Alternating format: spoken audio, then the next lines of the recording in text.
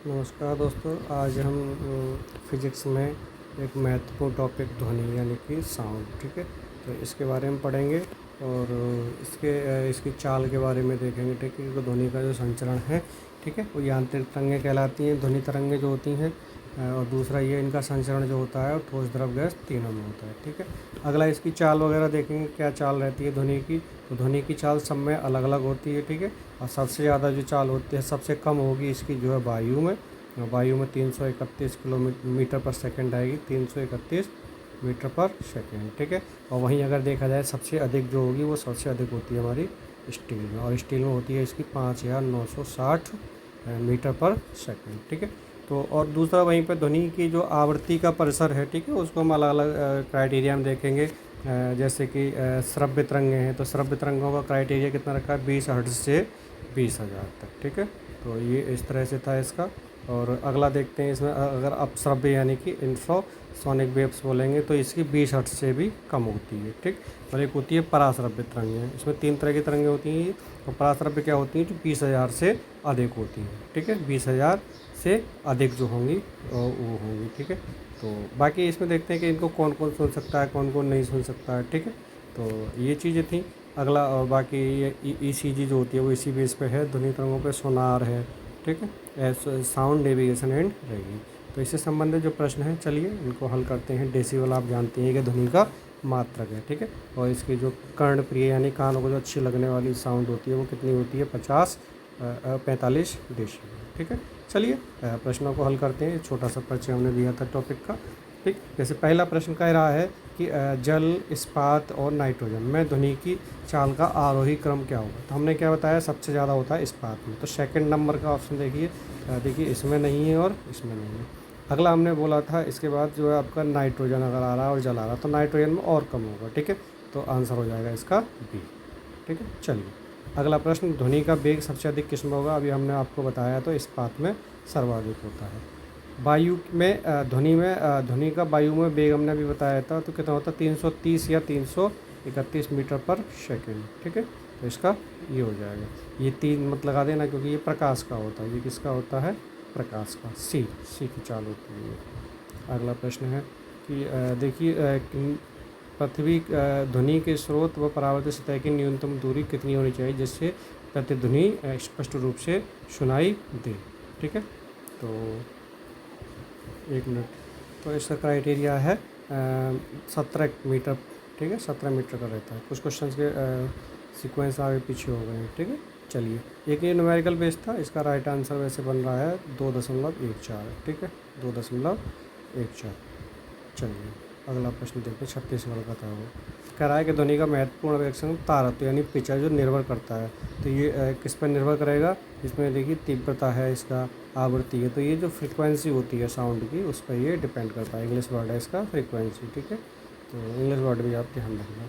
चंद्रमा के धरातल पर 2 व्यक्ति एक दूसरे की बात नहीं सुन सकते क्योंकि वहाँ क्या नहीं होता है, वायुमंडल नहीं होता है, ठीक है। तो आंसर हो गया इसका बी। खाली आंसर डायरेक्ट वाले पर लें। एक अंतरिक्ष यात्री अपने सहपाठी को सतह पर नहीं सुन सकता, क्यों नहीं सुन सकता, क्योंकि ध्वनि को माध्यम की आवश्यकता होती है, वहाँ किसी प्रकार का कोई माध्यम नहीं होता है, ठीक है। सी ऑप्शन हो गया। अगला, कम लंबाई की बांसुरी से निम्न आवृत्ति की ध्वनि तरंगें उत्पन्न होती हैं और ध्वनि शैलों में से केवल अंधेर प्रकाश तरंगों के रूप में प्रगामी होती है, ठीक है। तो ऐसा कुछ नहीं है, दोनों ही स्टेटमेंट गलत हैं, ठीक है, दोनों स्टेटमेंट गलत हैं। अगला प्रश्न है, पराश्रव्य का हमने आपको बता दिया कि 20,000 हर्ट्ज से ऊपर जो होंगी वो क्या कहलाएंगी, पराश्रव्य तरंगें कहलाती हैं, ठीक है। अगला प्रश्न देखते हैं, मनुष्य की श्रवण क्षमता कितनी होती है। तो इसकी होती है 20 हर्ट्ज से 20,000 हर्ट्ज तक, ठीक है। ये क्राइटेरिया इसका बीच का आ रहा है और तो कोई क्राइटेरिया ऐसा नहीं आ रहा है, ठीक है। चलिए अगला प्रश्न देखते हैं, एक जैव पद्धति जिसमें पराश्रव्य ध्वनि का उपयोग किया जाता है, ठीक है। तो जैव पद्धति ये कहाँ पर प्रयोग किया जाता है, तो ये सोनोग्राफी जो होती है, अल्ट्रासाउंड वगैरह जिसमें होता है वो इसमें ही प्रयोग किया जाता है, ठीक है। ये ऑप्शन इसका हो गया। अगला, गर्भ में भ्रूण के विकास को जानने के लिए किस तरंगों का प्रयोग किया जाता है, तो पराश्रव्य तरंगों का ही प्रयोग किया जाता है, ठीक है। अगला, चमगादड़ अंधेरी रात में उड़ सकती हैं, तो वो क्या होता है, पराश्रव्य तरंगें मिलती है उन्हीं के द्वारा ये निर्दिष्ट होती हैं। डी ऑप्शन इसका आंसर। अगला देखते हैं, हृदय अपश्रव्य आवृत्ति का कंपन करता है। और ध्वनि की गति गैस में द्रव और ठोस की तुलना में अधिक होती है। देखिए उल्टा बोल दिया प्रश्न, इसीलिए ये ऑप्शन गलत है, ये तो कैसे सही है, ठीक है। और मैक संख्या ध्वनि की गति के प्रयोग में लाई जाती है और प्रारंभ की 20 या 8 से अधिक होती है। तो ये दूसरा छोड़ के बाकी सही है, तो सी ऑप्शन इसका सही है। अगला स्टेथोस्कोप, जो रोगी की धड़कन सुनता है, डॉक्टर देखते होंगे, डॉक्टर लेके आते हैं, जो आला जिसको बोलते हैं, ठीक है।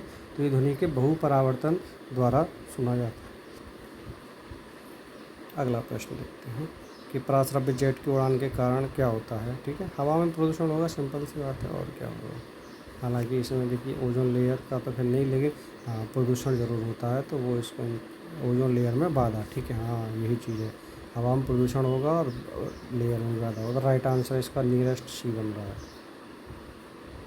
समुद्र तल के निकट मैक संख्या 1 पर जा रहे वायुयान की चाल 15 किलोमीटर पर मैक संख्या 1 पर जा रहे वायुयान से अधिक होती है और ध्वनि की गति परिवर्ती माध्यम के निर्भर करती है, ठीक है।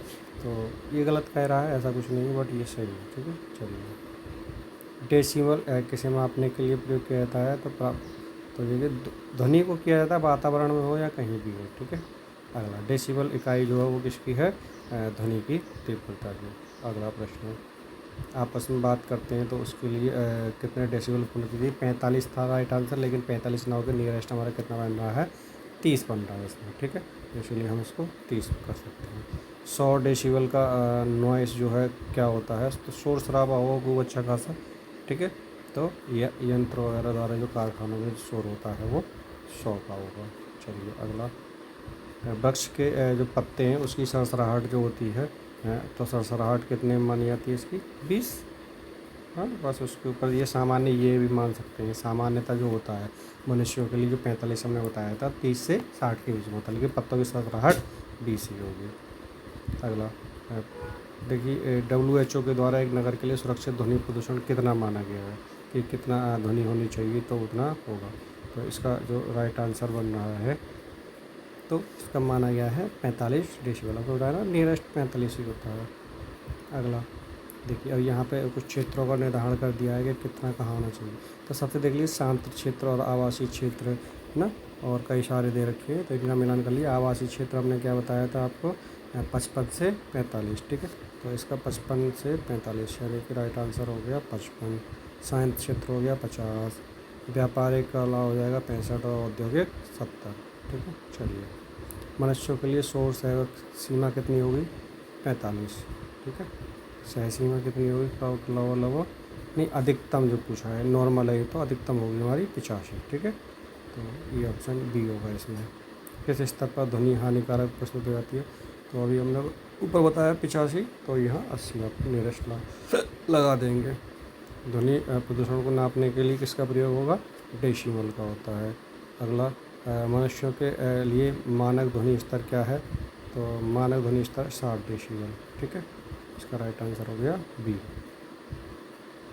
ध्वनि की प्रबलता किसमें नापी जाती है, तो जो हमने बताया था आपको, इसका क्या होता है, मॉड्यूलेशन और फ्रीक्वेंसी हम लोग जो मैच करते हैं, तो इसमें राइट आंसर होगा मॉड्यूलेशन, आयाम नापते हैं।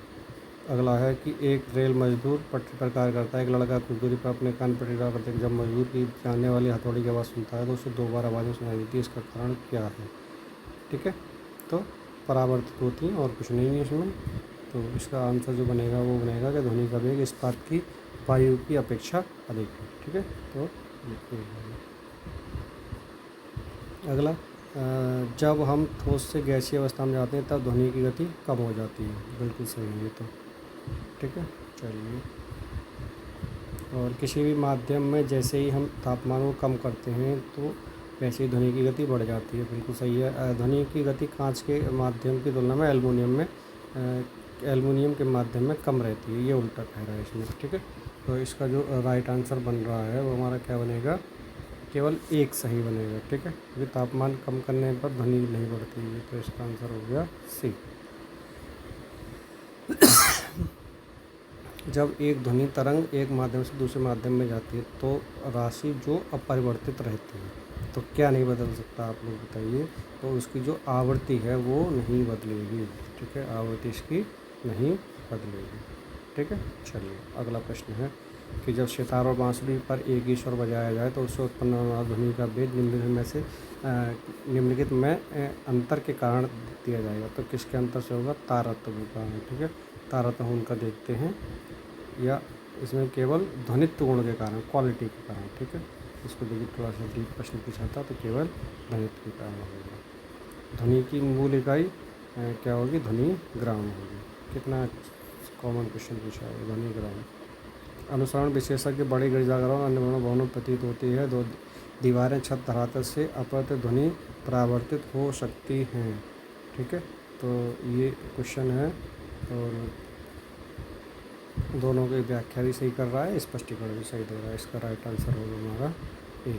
ठीक है, इसका राइट आंसर होगा ए।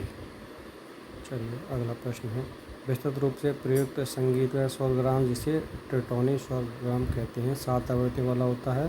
स्वरसा की आवृत्ति इतनी होती है, स्वरनी की आवृत्ति इतनी होती है। देखिए प्रश्न ये है भाई, जो संगीत वगैरह जानते हैं वो लोग इसको जानते होंगे, तो ये दोनों ही चीज़ें गलत हैं इसमें, ये दोनों ही चीज़ें गलत हैं। ठीक है, चलिए अगला, जब टीवी का स्विच ऑन किया जाता है तो कह रहा है कि श्रव्य दृश्य दोनों एक साथ शुरू होते हैं।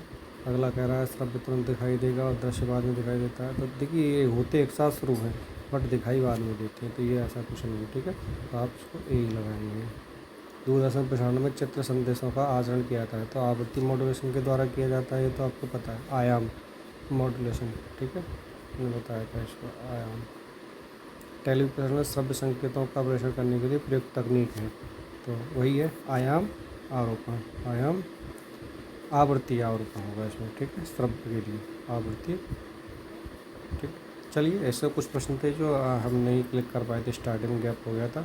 ठीक, धन्यवाद। ध्वनि को हम यहीं पे इसको फिनिश करते हैं, और अगले टॉपिक होगा हमारा विद्युत धारा। ठीक है, तो यहाँ से प्रश्न हमें न्यूमेरिकल बेस या फॉर्मूला बेस प्रश्न मिलते हैं। ठीक है, लेके आते हैं आपके साथ। धन्यवाद।